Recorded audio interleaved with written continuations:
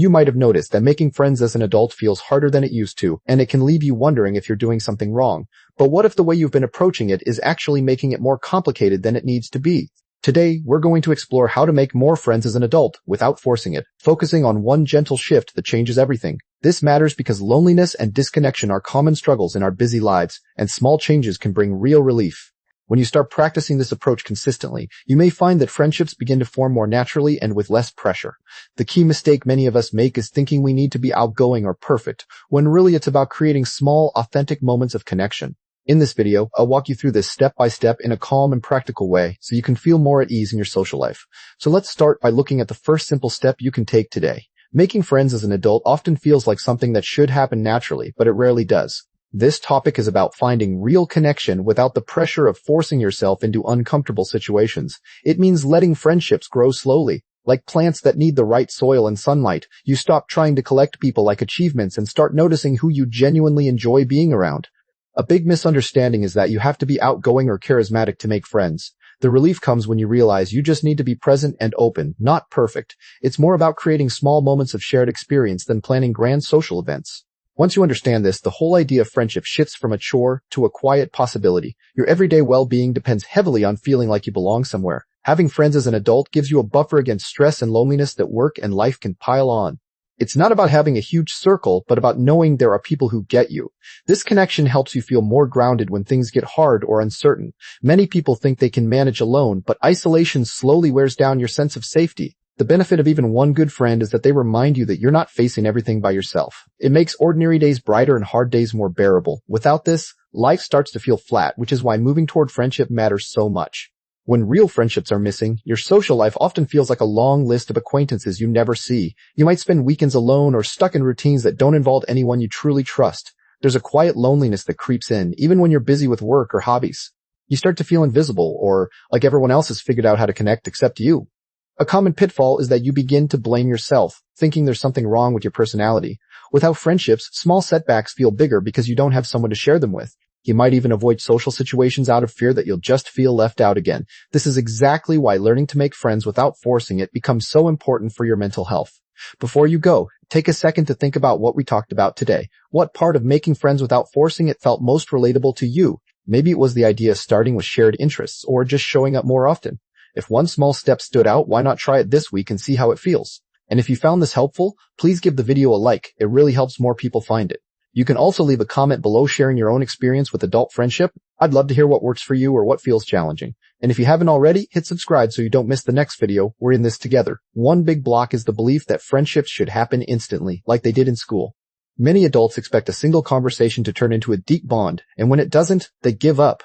There's also a pattern of waiting for others to reach out first, which leaves you passive and frustrated. Another habit is trying too hard to impress people, which actually pushes them away. People often think they need to have a perfect life or exciting stories to be worth knowing.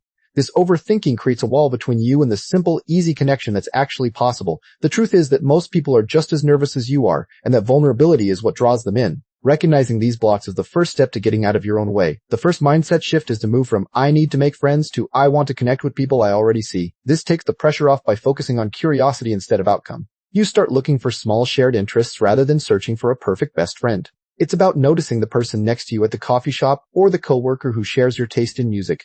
A common misunderstanding is that you have to force a deep conversation right away. The relief here is that a simple, genuine comment is enough to start something real.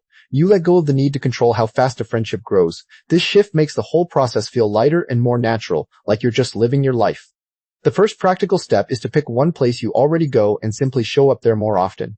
It could be a local park, a gym class, a book club, or even a regular coffee shop. The goal is not to talk to anyone yet, but to become a familiar face in that space. This builds a quiet sense of comfort for both you and the people around you over time. A realistic truth is that nothing will change if you only go once or twice and then stop. The benefit is that repeated presence naturally opens the door for small, easy interactions. You don't have to plan a conversation, just be there and let familiarity do the work. In the next scene, we'll talk about how to turn that familiarity into a real connection without any awkwardness. So what does this actually look like when you start living it day to day? It's not about suddenly having a packed social calendar or feeling like a different person. Instead, it shows up in small, quiet moments where you feel a little more open and a little less guarded.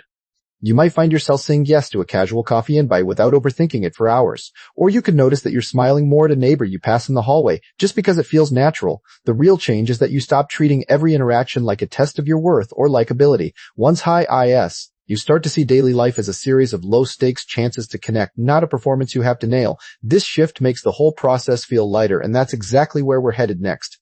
One simple habit that can support this is what I like to call the one small hello practice. It's not about forcing a deep conversation or trying to make a new best friend every day. Instead, you just commit to one tiny, genuine acknowledgement of someone in your daily routine. That could be a warm nod to the barista, a quick compliment to a coworker, or a brief chat with a parent at the school pickup.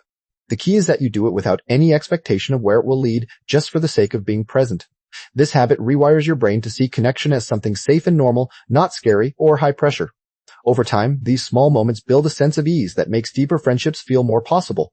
But there's a common trap people fall into here, and we need to talk about that next. If you want more gentle guidance like this, there's a place where you can find it anytime. Head over to www.happylifetribe.com for more practical ideas and encouragement. The site is full of resources to help you build a calmer, more intentional life without pressure. You'll find simple steps for emotional wellness, stress relief, and everyday happiness. It's designed to support you as you try new things, like making friends in a way that feels natural.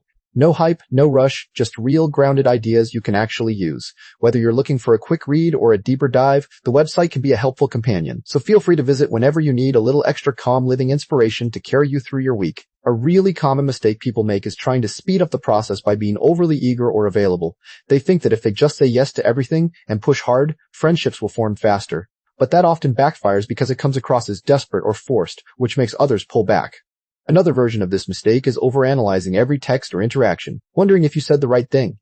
That kind of mental chatter actually blocks the natural flow of connection you're trying to create. The truth is, real friendship grows at its own pace, and trying to rush it usually just creates anxiety. Instead of pushing, you want to stay consistent and patient, letting things unfold without force. This brings us to how you can make the whole process feel realistic instead of overwhelming. To make this feel realistic, you have to lower the stakes in your own mind from the very beginning. Stop thinking of every new person as a potential best friend and start seeing them as just another human being. You don't need to impress anyone or prove you're interesting. You just need to show up as yourself. A good way to do this is to set a tiny goal, like having one pleasant interaction per week, nothing more.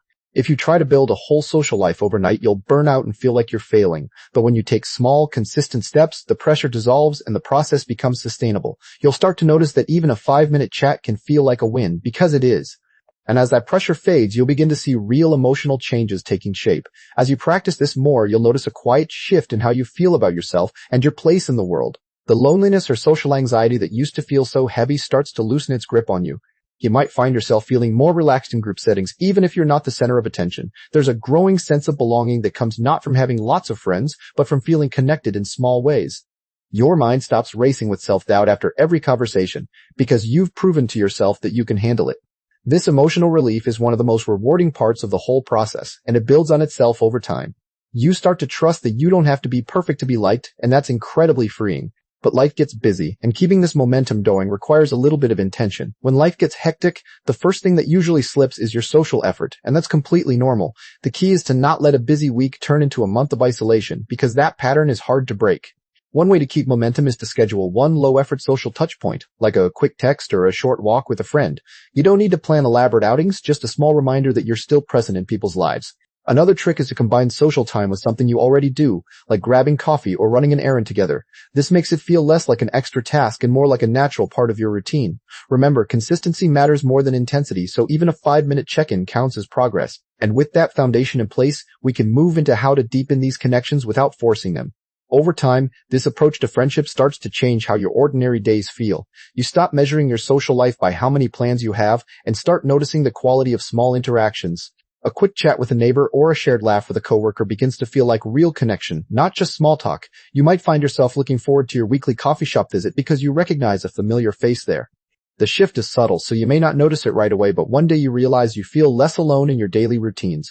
This happens because you have stopped chasing friendships and started letting them grow naturally from your existing environment. The key is to keep showing up in the same places and being open without forcing anything. As this becomes your new normal, you will also start to notice when old habits try to pull you back. You're not alone in trying to build a life that feels a little lighter and more connected. There's a whole community of people who are learning to do the same thing at their own pace. At www.happylifetribe.com, you can join others who are working on living with more peace, intention, and gratitude. It's a space where you can find support and encouragement without feeling judged. And on this channel, every video is made with you in mind, so subscribing helps you stay part of that community. You'll get updates whenever a new video comes out, and you can share your journey with like-minded viewers. We're all just taking small steps forward, and it's easier when we do it together. So if you want to feel a little less alone in this, go ahead and subscribe, or visit the site. You're always welcome here. Even when things are going well, a realistic challenge can still show up and shake your confidence. You might go through a period where no new connections seem to form, and you start to doubt if this approach is working. Or an existing friendship might fade or end, leaving you feeling like you are back at square one. This is normal, and it does not mean you did anything wrong or that your efforts were wasted. The pitfall here is that your brain will want to panic and rush back to forcing connections out of fear. But the truth is that friendships have natural cycles and quiet periods are part of the process. When this happens, the best thing you can do is simply stay steady and keep your routines going. That steadiness is what will help you recover when you slip back into old patterns. If you catch yourself trying too hard or feeling desperate for friendship again, pause and take a breath. The first step to recovery is recognizing that you have slipped without judging yourself for it. Remind yourself that this is a skill you are learning, and setbacks are part of any real change. Then, gently return to the simple practice of showing up in your usual places without any agenda. You might need to reset your expectations and remind yourself that connection is not a task to complete. The relief comes when you realize you can always come back to this grounded approach, no matter how many times you drift. A helpful takeaway is to keep a small note somewhere that says, "Just show up, nothing more." Once you have recovered your footing, you will see more clearly who this whole topic helps most. This approach to making friends helps most people who feel stuck in a cycle of loneliness or social pressure. It is especially useful for adults who have moved to a new city, changed jobs, or gone through a major life transition. It also helps those who are naturally introverted or anxious about putting themselves out there in big social settings. The reason it works for these people is that it removes the pressure to perform or impress others. Instead, it focuses on small, low-stakes interactions that build slowly over time. Even if you have tried other methods and felt discouraged, this gentle path can feel like a relief. The simple truth is that anyone who wants more connection without the stress of forcing it can benefit here. Now that you know who this is for, let me give you a simple action plan to begin today. To start, pick one place you already go or could easily visit once a week, like a park, library, or gym. Commit to going there at the same time each week, even if you do not talk to anyone at first. While you are there, practice making eye contact and offering a small smile or a simple hello. Do not try to start a full conversation or get someone's contact information right away. The realistic challenge here is that your mind will tell you this is too slow or pointless, but that is just impatience talking. The benefit of this plan is that it builds a foundation of familiarity without any social risk. After a few weeks, you can add a simple comment about something in your shared environment, like the weather or a book you are reading. This small, consistent action is all you need to begin, and it will carry you into the final encouragement. Making friends as an adult does not have to feel like a chore or a performance. The real change happens when you stop trying to control the outcome and start trusting the process.